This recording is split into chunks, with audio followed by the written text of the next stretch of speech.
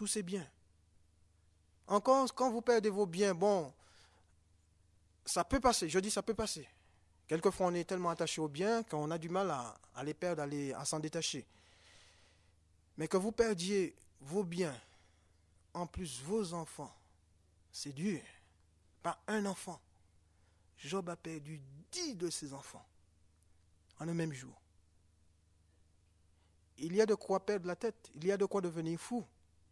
Mais la Bible nous dit que Job n'attribua rien d'injuste à Dieu. Il faut vraiment avoir une foi, je dirais, extraordinaire.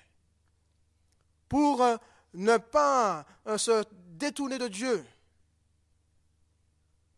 Pour ne pas quitter le chemin de la foi. Il faut vraiment avoir une relation profonde, sincère avec Dieu pour qu'au milieu d'une telle épreuve, nos yeux soient toujours fixés sur le Seigneur. Je voudrais conclure avec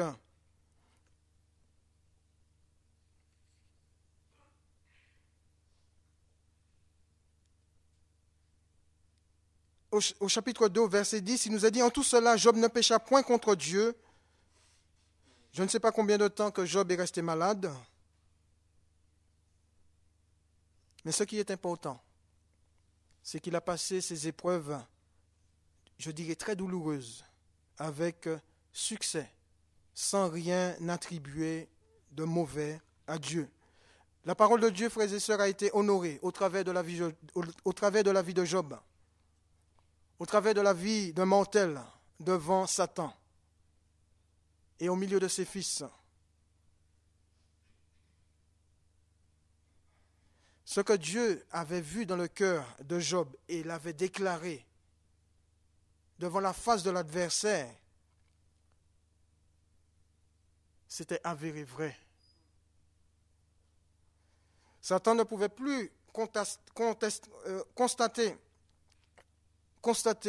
Satan ne pouvait, que constater sa défaite devant Dieu par le fait qu'un mortel pouvait aimer Dieu et le servir pas par intérêt. Au chapitre 42, ce qui est important, je pense que c'est quand même bien de le lire. Au chapitre 42,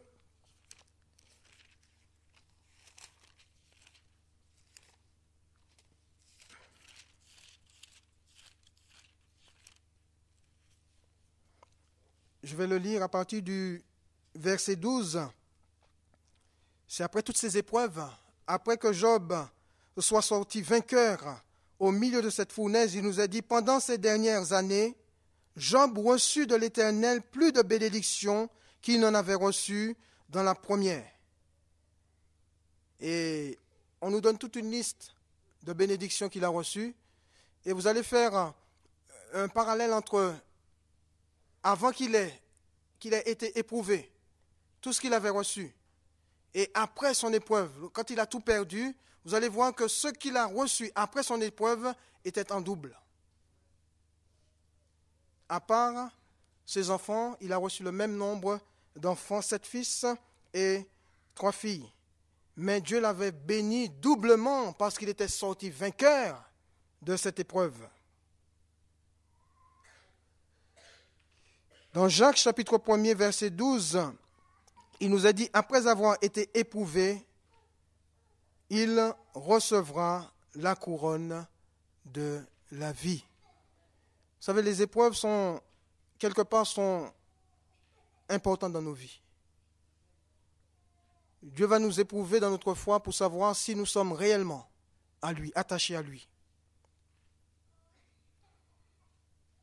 Et quelquefois, nous allons nous retrouver au milieu d'une fournaise. Mais faisons pleinement confiance au Seigneur.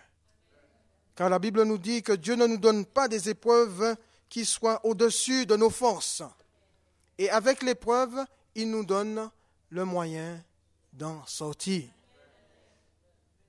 C'est la raison pour laquelle que j'ai dit, Job a eu une très grande foi, parce que Dieu lui a donné une épreuve, des épreuves en fonction de sa foi.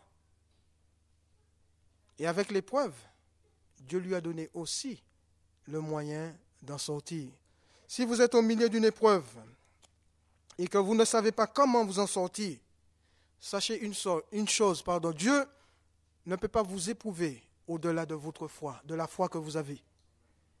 Et si Dieu vous éprouve, il vous donne aussi le moyen de sortir vainqueur de cette épreuve. Nous allons prier le Seigneur.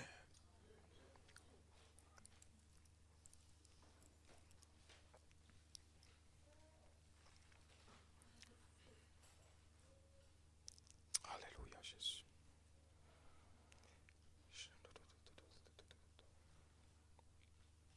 Seigneur, nous te bénissons et nous te remercions parce que tu es celui qui nous connaît mieux que nous-mêmes. Il nous a dit, sans la foi, il est impossible de t'être agréable. Et nous te remercions pour la foi que tu nous as donnée. Nous savons, Seigneur, que nous allons passer par des épreuves. Mais tu ne nous donnes pas des épreuves au-dessus de nos forces.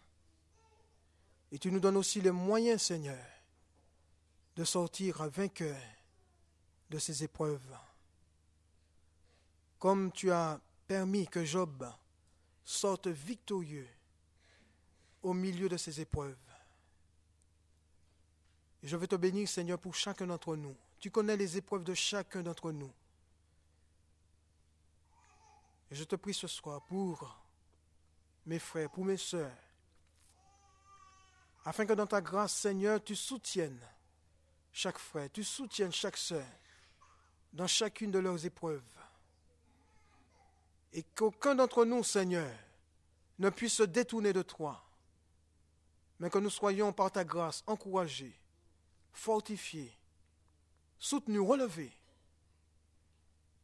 et continue à donner gloire, Seigneur, à ton nom. Nous te bénissons et nous te rendons toute la gloire, Seigneur, dans le nom de Jésus. Amen.